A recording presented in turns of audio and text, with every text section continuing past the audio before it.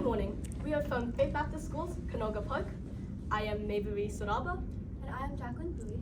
And we will be performing a scene from the tragedy Antigone. Greek text by Sophocles. Adapted by author unknown. In this scene, Antigone and Ismene are going to be dealing with the conflicts regarding their brother Polyneices. I will be playing Ismene. And I will be playing Antigone.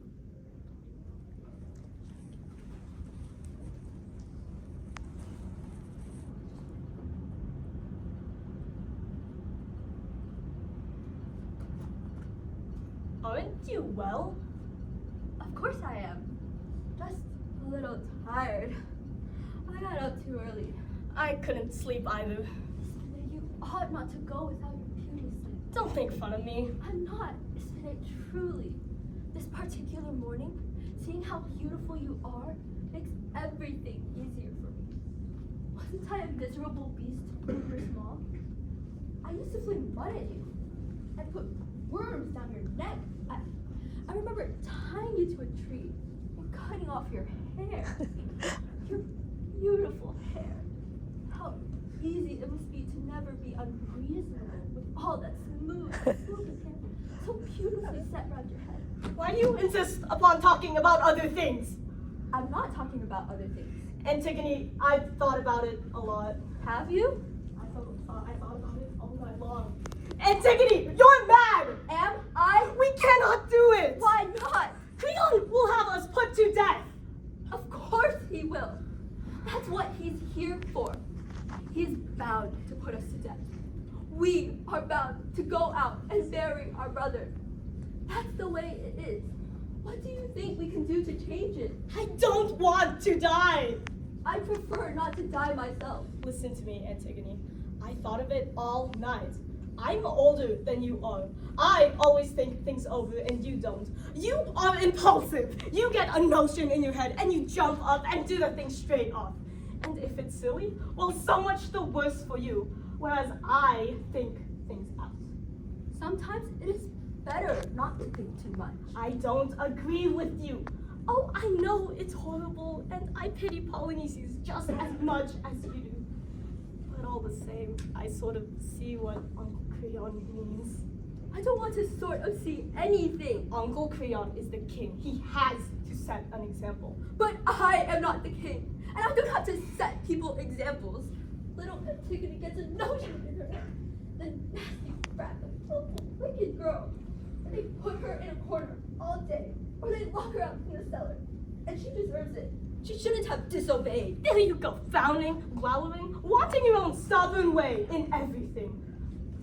Listen to me. I'm right oftener than you are. I don't want to be right. At least you can try to understand. Understand? That first word that I heard out of any of you was that word, understand. Why didn't I understand that I must not play with water? Cold, black, beautiful flowing water. Because I'd spill it on the palace tiles. Or with earth. Because earth dirties a little girl's frock. Why didn't I understand that nice children don't eat out of every dish at once? Or give everything in their pockets to beggars? Or run in the wind so fast that they fall down? Or ask for a drink when they're perspiring? Or want to go swimming when it's either too early or too late? Merely because they happen to feel like swimming. Understand? I don't want to understand. There will be time enough to understand when I am old. If I ever am old. But not now. He is stronger than we are, Antigone. He is the king, and the whole city is with him. Thousands and thousands of them swarming through the streets of Thebes. I'm not listening to you. His mob will come running, howling as it runs. 1,000 arms will seize our arms. 1,000 breaths will breathe into our faces. And like one paralyzed, 1,000 eyes will stare at us. We'll be driven in a tumble through their hatred, through the smell of them, and their cruel, roaring laughter. We'll be dragged to the scaffold with torture, surrounded by those with their idiot faces all bloated, with animal hands clean washed for the sacrifice, their beefy eyes squinting as they stare at us. And we'll know that no shrieking and no begging will make them understand that we want to live. For they are slaves who do exactly as they've been told without caring about right or wrong. And we shall suffer. We shall have pain rising in us until it is so unbearable that we know it must stop. But it won't stop. It will go on, rising and rising like a screaming voice. Oh, I can't! Antigone, I can't!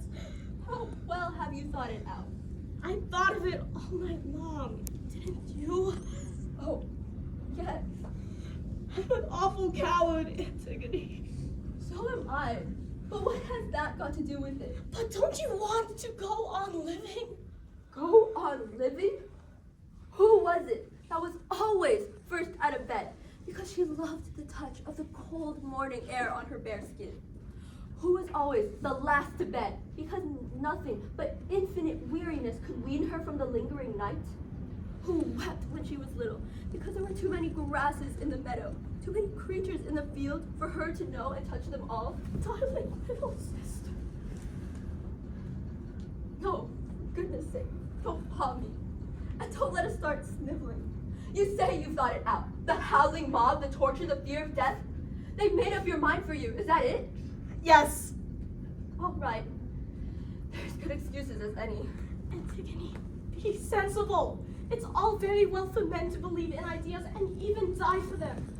You're only a girl. Don't I know that I'm a girl? Haven't I spent my whole life cursing the fact that I was a girl? Antigone, you have everything in the world to make you happy. All you have to do is reach out for it. You're going to be married. You're young. You're beautiful. Yes, you are. Maybe not the way other girls are, but it's always you that the little boys turn to look back at when they pass us in the streets. And when you go by, the little girls stop talking. They stare and stare at you until we turn the corner. Little boys, little girls. And what about Haman? I shall see Haman this morning. I'll take care of Haman. You always said I was mad, and it didn't matter how little I was or what I wanted to do. Go back to bed now, this minute. The sun is coming up, and as you can see, there's nothing I can do today. Our brother Polynices is as well guarded as if he had won the war and were sitting upon his throne. Go along. You are pale with weariness. What are you going to do? I don't feel like going to bed. However, if you like, I'll promise not to leave the house till we wake up. There's no getting breakfast. Go and get some sleep. The sun is just up. Look at you. You can hardly keep your eyes open. Go. And you will listen to reason, won't you?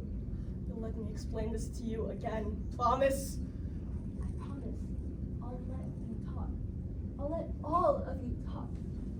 Go back to bed now, poor Ismene. I can't sleep now. I know I'm terrified. I'm so afraid that even though it is daylight, you will still try to bury Polynices. Antigone, little sister, we all want to make you happy.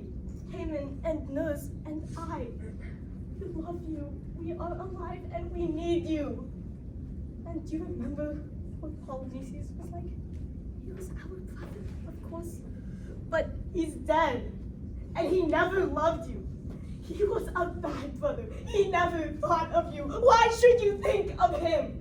Who cares if his soul does wander through endless time without peace or rest? Don't try something that is beyond your strength.